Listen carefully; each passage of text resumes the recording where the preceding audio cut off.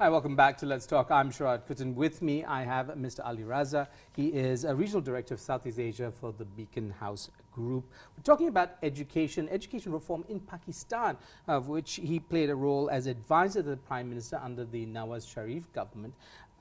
You were painting a picture of your background in coming to that role, having worked in the private sector, but also with interest and knowledge of the public sector as well, and what you referred to as a low-fee private school. Now, that system, I don't know if we even describe or have that in Malaysia. Tell us, what is this low-fee private school system? Okay, so I think because there is essentially a gap in providing quality education when it comes to the public sector schools, there has been a mushroom growth of these private schools which charge very minimal fee.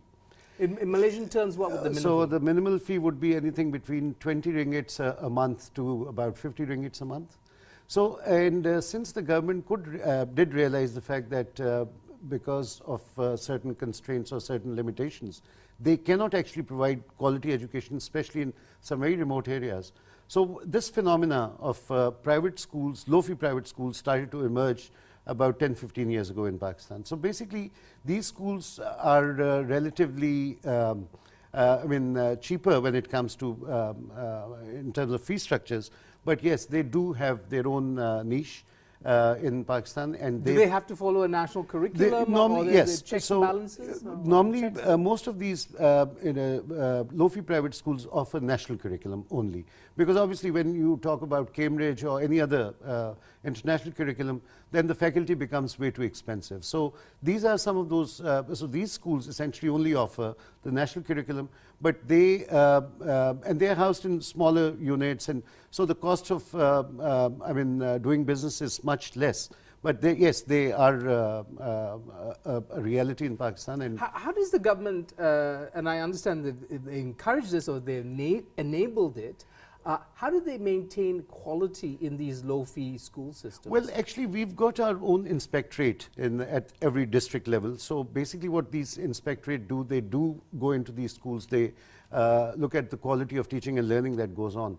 But more than anything else, I think it is the parents who are the real evaluators for these units.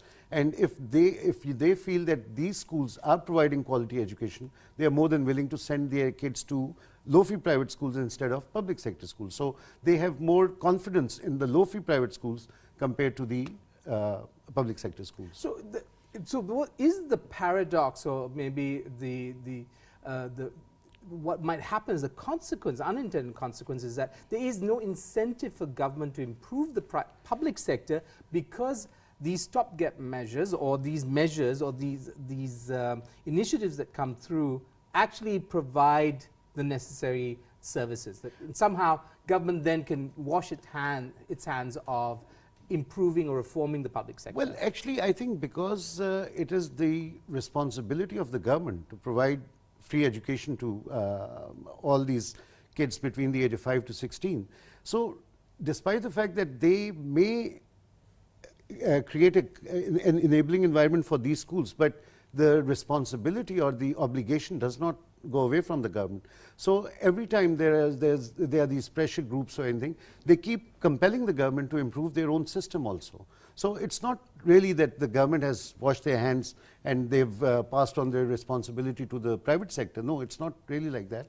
I think it actually puts government under immense pressure, because these schools are thriving and the government sector is not. So there are a lot of these pressure groups which essentially then push the government to improve upon their system. Oh, interesting. Now, you mentioned the role of parents in the creation of, or the burgeoning of this low-fee private schools, that they are demanding quality education, and when they receive it, they then support the school even more, and therefore this school system is growing. How do Pakistani parents assess what quality education is? Well, I think this is a very interesting question, because I think this holds true for most of these Asian countries, where parents are completely fixated on grades. So obviously when these kids go into these private schools, one of the main criteria for a particular parent to gauge the performance of that school is the kind of grades these kids get while they're there. So we've got, like in Malaysia, we've got a government exam at grade 5 level, then at grade 8, and then at grade 10 level. So these are the indicators which most of these parents would kind of observe to say that a particular school is doing good or bad. But is that good enough? I mean, you know, there are educators and people who are concerned that, you know, there's the fixation of grades actually misses the point of education, about the point of knowledge, the point of actually personal growth, which you also hope the schools engage in with young people, that the young people come out as rounded human beings rather than people who can score well in exams. Well, I think that's one of the biggest challenge we as educationists face today, especially the systems like Beaconhouse face today, because I think the most important question for us is to kind of anticipate the world which would be out there in, let's say, 15 years. So we have to prepare this child who we've admitted at the age of 3.5 to prepare him or her for that world which has to appear in another 15 years. And now we all know with the ever-changing dynamics in the world, I mean, do you have a crystal ball? Well, I wish we had. So we are constantly, I mean, so in Beaconhouse we have a lot of R&D happening all the time, and then we hold these annual conferences where we get hold of educationists from all over the world just to talk about education. So it's School of Tomorrow.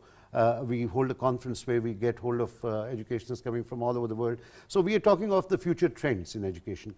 So what that conference does for us is that we get hold of those trends and we reverse engineer the processes, and we start preparing our curriculum, our teaching methodologies in accordance to what the kind of world we anticipate. So I mean, that's really a challenge for educationists like us.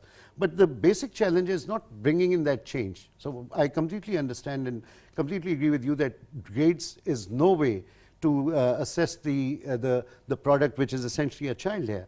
Unfortunately, so we have to pacify those parents, but I think pacify again, the word. yeah, pacify, yeah. But I think the biggest challenge we face is not just educating those children, but educating their parents.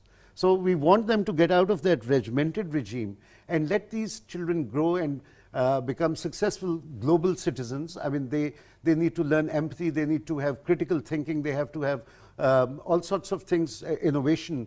They should be able to ask questions. So I mean, preparing those kids for that kind of a world which is still unseen, I think that's really the challenge people like us normally face. Okay, we'll have a short break again, and we'll be back with a look at the private-public partnership you spoke about and how it can actually work, and maybe how it could be applied to a country like Malaysia.